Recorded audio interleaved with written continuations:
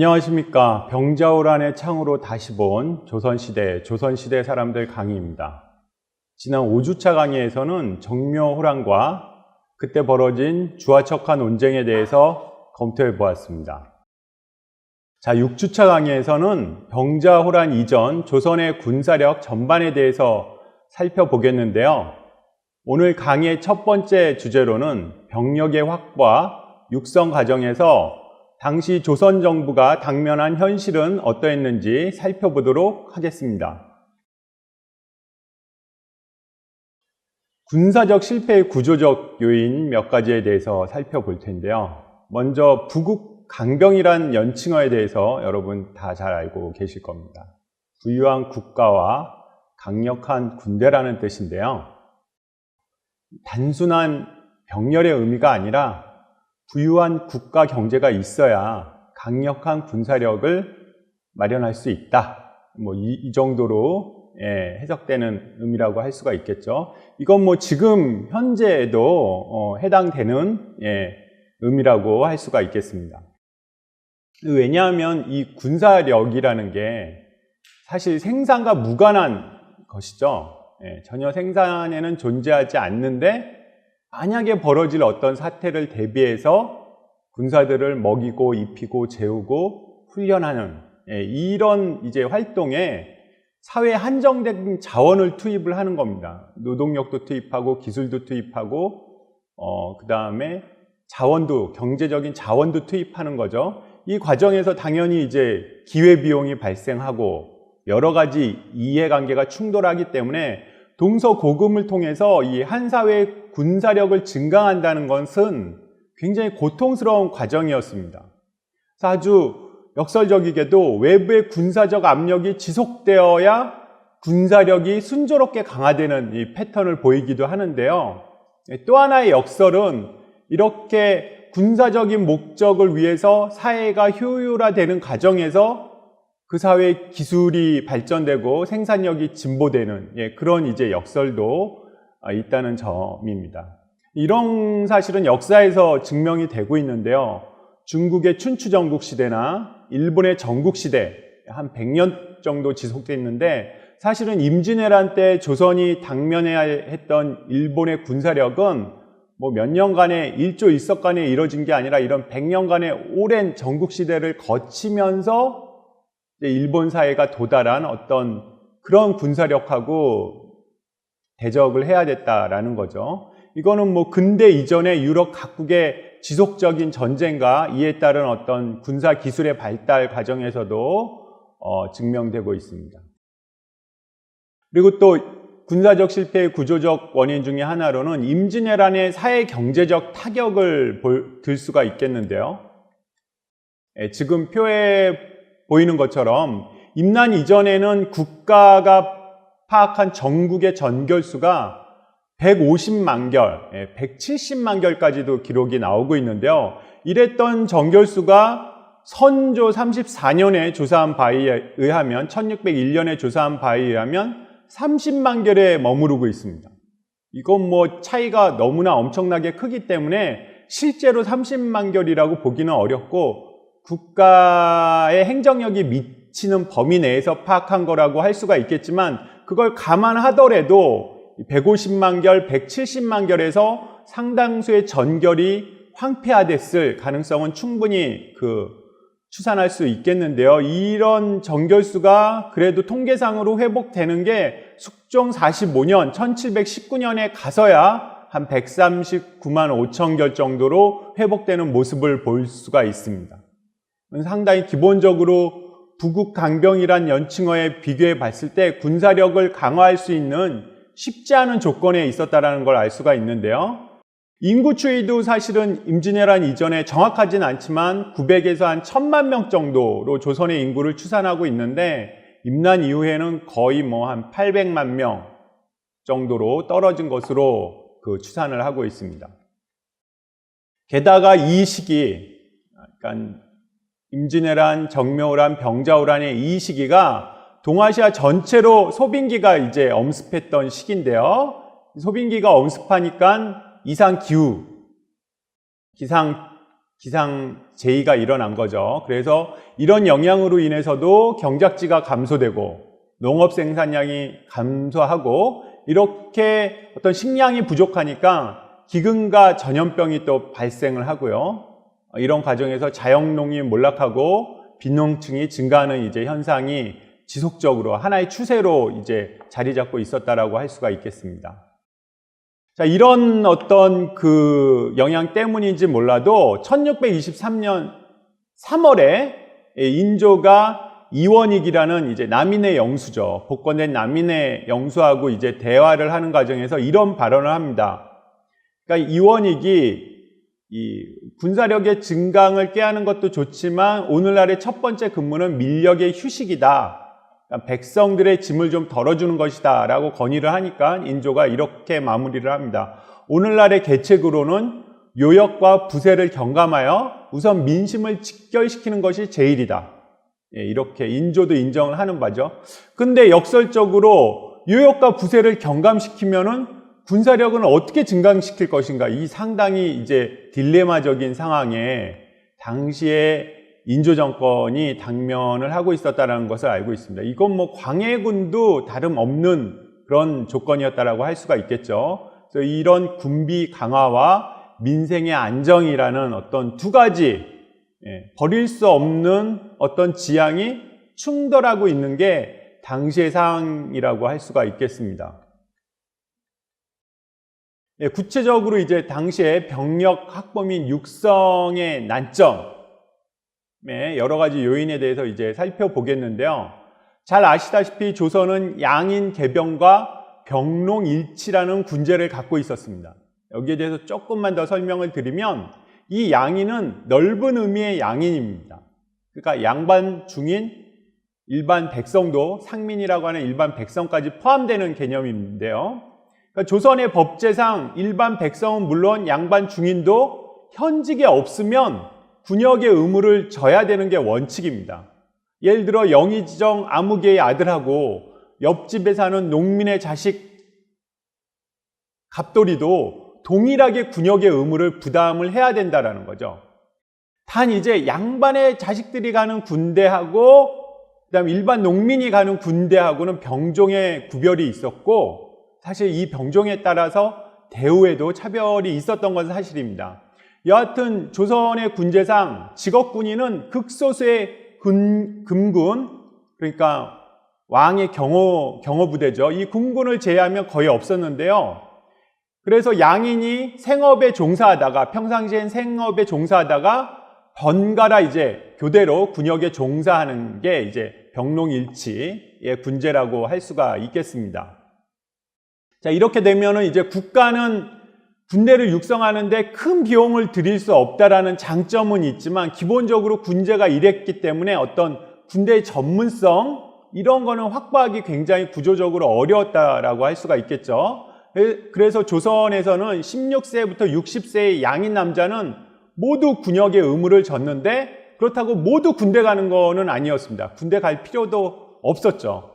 그러니까 특수 병종을 제외하면은 대개 정군과 보인으로 이제 나눠지는데 정군은 실제로 교대로 군대를 가는 사람을 말하고 보인은 정군의 경제적 보조를 담당하게 되어 있습니다. 대개 정군 한 명이면은 보인은 2명 정도 이제 편성이 돼서 이렇게 이제 군제가 운영이 되고 있었던 겁니다.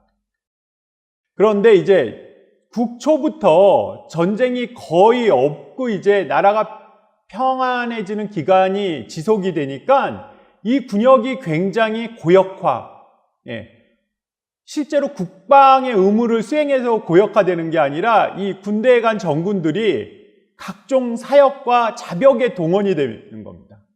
그러니까 당연히 사회적 인식도 낮아져서 사회적인 어떤 신분도 하락돼서 군대에 간 걸 자랑스럽게 여기는 게 아니라 굉장히 천역화, 천시하게 된다라는 거죠. 이렇게 되니까 당연히 사족 자제들은 현직에 없더라도 병역을 기피하게 되는 겁니다. 그리고 이들은 이제 임진왜란 때 사실은 사족들이 굉장히 전 지역에서 거국적으로 자발적으로 봉기를 했기 때문에 이런 걸 이제 명분으로 삼아서 군대를 더 안 가려고 한다라는 거죠. 그리고 이런 어떤 추세가 오랫동안 지속이 되니까 군력의 여부가 이미 그 해당 사회에서는 신분의 지표로 기능이 됩니다. 그러니까 이렇게 군대를 가면은 양반 사회에서 뭐 따돌림을 당한다거나 혼담이 막힌다거나 이런 사태가 이제 빈발한다라는 거죠. 그래서 양반 또는 이제 그 가족인 사족들은 각종 구실로 군역을 회피하기에 이릅니다. 이렇게 되니까 역순환이 되는 게 남아있는 군역 자원들은 점점 좁아지고 그들에게 또 가중한 군역 부담이 부과가 되는 거죠. 이렇게 되니까 남아있는 농민들은 이탈하거나 도망을 하게 되고요. 또 하나 이제 문제점은 조선이 그래도 건국 초부터 계속 인구가 증가하고 있었는데 이 증가한 인구의 상당수는 노비 인구였다라는 거죠. 그러니까 뭐 지금 통계에 의하면 많게는 40%, 50% 정도가 노비 인구, 특히 사천이었다라고 그 추산이 되는데요. 이거는 조선 초부터 일천 즉천의 간행 때문에 더 그렇게 가속화된 측면이 있습니다. 그러니까 어머니나 아버지 한쪽이 노비이면 그 자식도 전부 다 이제 노비로 간주하는 이런 관행인데요. 이렇게 노비 인구가 과도하게 자가 증식되면서 국가의 인구는 많은데 노비는 권리가 없기 때문에 의무 또한 없습니다. 세금을 낼 의무도 없고 군대에 갈 의무도 없었기 때문에 이런 게 굉장히 어떤 국가의 병력을 확보하는 데 이 난점으로 작용을 하고 있었습니다. 또 하나의 이제 요인은요, 군대가 이렇게 고역화, 천역화 되면서 대립이라는 이제 현상도 많이 발생을 합니다. 조선 전기는 생산력이 이제 발달을 하고 있었으니까 몇 개월, 2개월이나 3개월 지방의 군영이나 아니면 서울에 혹은 국경지대에 가서 군역의 의무를 이행하는 것보다는 그동안에 자기가 열심히 농사를 지어서 많은 양의 소출을 내는 게 더 이제 효과적이라고 할 수가 있겠는데, 그렇게 되니까 자기가 군대 갈 순서에 어떻게 됩니까? 다른 사람을 돈으로 사서 대신 군대를 보내는 거죠. 이거를 이제 대립이라고 합니다. 주로 서울에 한양 주변에 이제 번상하는 그런 군인들에게 유행했던 게 대립이고요. 방군수포는 뭐냐면 이제 지방의 병영이나 수영에 당연히 이제 군대 역시 교대로 근무를 하게 되겠죠. 근데 자기가 어떤 사정이 생길 수가 있습니다. 사정이 생기면은 지방관에게 양해를 구하고 내가 대신 군대를 안 가는 대신에 뭐 배나 돈을 내겠다라는 식으로 이제 타협이 이루어지게 되는데, 이런 게 이제 나중에 가면은 아예 지방관이 군대를 오지 말라고 하는 거죠. 내지는 지방의 군사지휘관이 군대를 오지 말라고 하고 포로 대신 받습니다. 이거를 방군, 그러니까 군대의 의무를 놓아주고 방군하고 대신 포를 거둔다라는, 이게 완전히 어떻게 보면 관행화돼서 성행을 하게 됩니다. 자, 이렇게 되면은 군적이 유명무실화되는 이제 현상이 벌어지게 된다라는 거죠. 그러니까 군적에 기록된 장부상의 군인은 한 100명, 1000명이 되는데 실제 근무 쓰는 사람은 1명에서 10명밖에 안 되는 거죠. 왜냐하면 같은 사람이 계속 대립을 하게 되니까요. 이런 거 전부 다 군사력의 어떤 질적, 양적인 저하를 초래했던 요인으로 손꼽히고 있습니다. 그 다음에 이제 군량과 전마의 부족이라는 현상도 있었는데요. 알다시피 임진왜란 이후로 이제 사회 전체의 생산력이 떨어지고, 그리고 이 시기가 바로 모문용에 대한 군수 지원이 굉장히 과중화되던 시기였습니다. 이런 상태에서 조선군 자체의 군량을 조달하기도 어려웠고, 또 개간의 영향 때문인지 그 전마를 육성하는 것도 굉장히 임진왜란 이후로는 어려워합니다. 조선 정부에서 전마도 육성하기 어려웠고, 그러니까 이 말이라는 거는 굉장히 넓은 초지를 확보를 하고 방목을 시켜서 키워야 되는데, 개간이 계속 진행될수록 이런 목장 초지가 줄어든다라는 거죠. 그리고 또 하나의 문제는 확보한 군량을 적절한 작전 지역의 부대 이동에 따라서 운반하는 어떤 그런 시스템도 굉장히 부족했던 것 같습니다. 이 결국에는 운송 수단과 도로의 문제라고 할 수가 있겠습니다. 결정적으로 1624년, 그러니까 인조 반정이 일어난 지 딱 1년 되는 때, 인조 2년 1월에 평양 병사겸, 병마 절도사죠. 부원수 이갈이 영변에 주둔하고 있었던 자신의 부대를 이끌고 도성으로 쳐들어옵니다. 이 과정에서 부원수 이갈이 이끌고 있었던 한 13,000여 명의 병력이 전부 다 소진돼 버리고 만 거죠. 이건 굉장히 서북방어력, 당시 조선의 서북방어력에 큰 타격을 준 것으로 생각이 됩니다. 근데 또 역으로 생각해 보면 부원수 이갈이 이 10,000명 정도, 이 사실은 도성에 오는 과정에서 상당수의 병력이 중앙군의 어떤 선무 공작에 의해서 이탈을 하게 되는데요. 이런 과정이 물론 이 내부의 반란임을 감안하더라도 이 10,000명이 채 안 되는 어떤 병력에 의해서도 도성이 함락될 정도로 사실은 조선의 어떤 방어체제의 근본적인 역량에 좀 문제가 있었다라는 점은 또 지적을 할 수가 있겠습니다.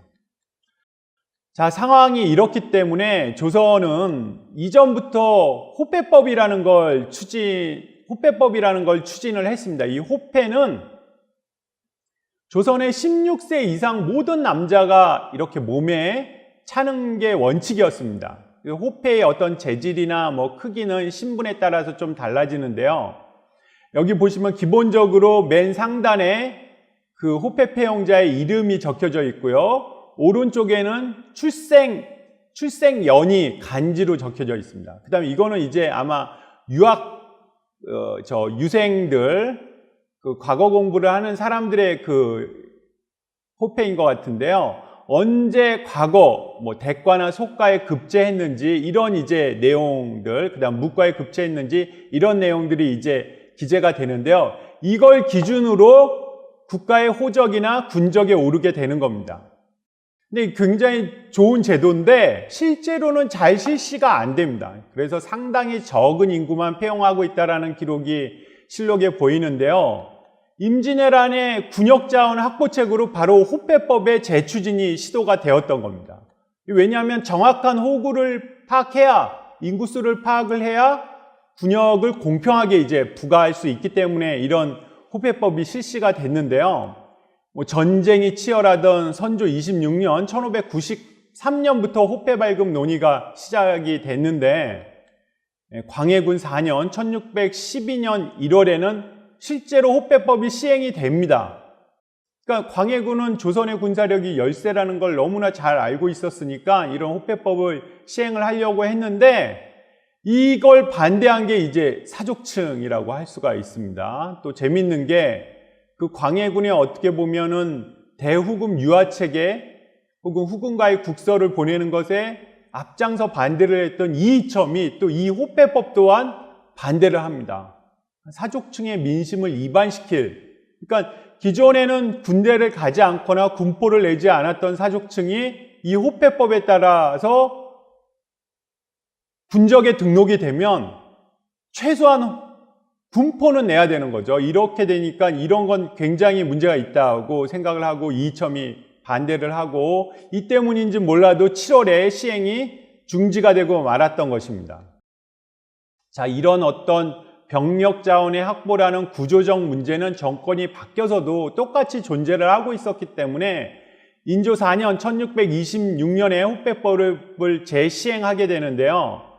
이때 보면은 남정, 그러니까 16세부터 아마 60세까지의 남정을 뜻하는 것 같은데요. 103만여 명의 기존의 남정이 있었는데 123만여 명이 추가돼서 226만 명이나 확보했다라는 기록이 나옵니다. 이 호패법 추진 과정에서도 찬반 논의가 굉장히 치열했습니다. 그러니까 이기나 최명길 같은 사람들은 호패법을 반드시 해야 된다, 제도개혁을 해야 된다라고 주장을 했고, 반대하는 사람들은 이원익이나 김장생 같은 사람들이었습니다. 그러니까 사족의 민심을 교란시킬 수 있다는 게 명분이었는데요. 이 재밌는 거는 이기나 최명길이 여러분 지난 시간에 배워서 알겠지만 바로 주화론의 대표적인 주자였고요. 이원익이나 김장생은 아무래도 척화론 계열에 섰던 인물입니다. 이런 또 모습을 볼 수가 있고요. 그 다음 또 하나 호패법 시행과 제시행과 더불어 추진되었던 게 액외의 교생을 군적에 등록하려는 시도였습니다. 액외라는 건 정원외고요. 이 교생이라는 건 학교의 생도라는 거죠. 그러니까 조선시대에는 뭐 성균관이라는 국학이 있었고, 한양에는 오부학당이 있었고, 각 지방에는 향교를 두었는데요. 이런 학교에 등록된 학생들은 성리학을 진흥시키는 차원에서 군역을 면제시켜줬습니다. 군역의 의무를 면제시켜줬는데, 아까 말씀드렸다시피 군대 가기 싫은 이런 양반, 그 사족의 자제들이 전부 다 정원 외로 이런 향교에 전부 다 이름을 등록을 하고 있었다는 거죠. 그러니까 당연히 뭐 실력도 그다지 출중하지 못했습니다. 그래서 유교경전을 놓고 외워봐라, 해석해봐라, 이렇게 어떤 시험을 봐서 떨어지는 사람은 군족에 등록을 하려고 했는데, 이것 또한 뭐 아주 전국적인 그 반발을 받았다라는 거죠. 예. 그래서 결과적으로는 정묘란이 발발된 직후에 인조가 강화도로 파천하면서 호패의 성체, 그리고 이렇게 새로이 작성된 어떤 그 호패를 차야 되는 그런 인물들이 수록된 그런 문서를 폐기하기 이제 이르게 됩니다. 그 과정이 이제 인조의 애통교서라는 그 문건에 잘 나타나는데요. 애통하다라는 건 강화도로 파천하게 돼서 굉장히 가슴이 아프다라는 거죠. 그리고 이것 역시 당시의 어떤 민심을 달래는 차원, 그런 메시지를 전달하기 위해서 작성된 인조의 국정 메시지라고 할 수가 있는데요. 이걸 한번 읽어보도록 하겠습니다. 서쪽 변경에 오랜 동안 군사를 주둔시키고 모문용의 진영에서는 군량을 독촉하는 바람에 길 떠나는 사람은 짐을 싸고 집에 있는 사람은 보낼 준비를 하였으며 사람들의 머릿수에 따라 조세를 거두어들이니 백성들은 공궁에 빠지고 국고는 탕진되어 안가받기 소동을 겪었다. 비록 부득이한 일이었지만 백성들이 어떻게 감당할 수 있었겠는가? 이것이 내가 민심을 잃어버린 세 번째 일이다.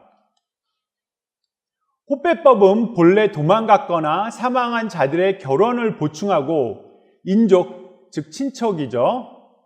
인족의 폐해를 제거하고자 한 것이었으며 백성들을 괴롭히려는 것이 아니었다. 그러나 100년 동안이나 폐지되었던 법을 갑자기 거행하여 숱한 놀고 먹는 사람을 강제로 단속하였으며 이를 추진하는 데 급급하여 점진적으로 하지 못하였다. 구속하기를 지나치게 엄정하게 하고 독촉하기를 너무 치밀하게 하니 사람들이 그 불편한 점을 많이 말하였으나 나 홀로 중간에 그만두기 어려워 뭇사람들의 분노를 샀으니 누가 나의 본심을 헤아리겠는가? 유생의 고강은 아까 애계 교생을 군적에 등록하려는 시도입니다. 유생의 고강은 실제 처음 시행한 것이 아니라 고전에 의거한 일이었으나 역시 시의에 맞지 않았다. 뜻은 비록 장려에 있었으나 사람들은 도리어 그 가혹하고 각박함을 의심하였다. 이것이 내가 민심을 잃어버린 네 번째 일이다. 자, 이 교서를 살펴보면 민심 이반의 원인은 첫 번째는 서쪽 변경에 군사를 주둔시킨 일이었죠.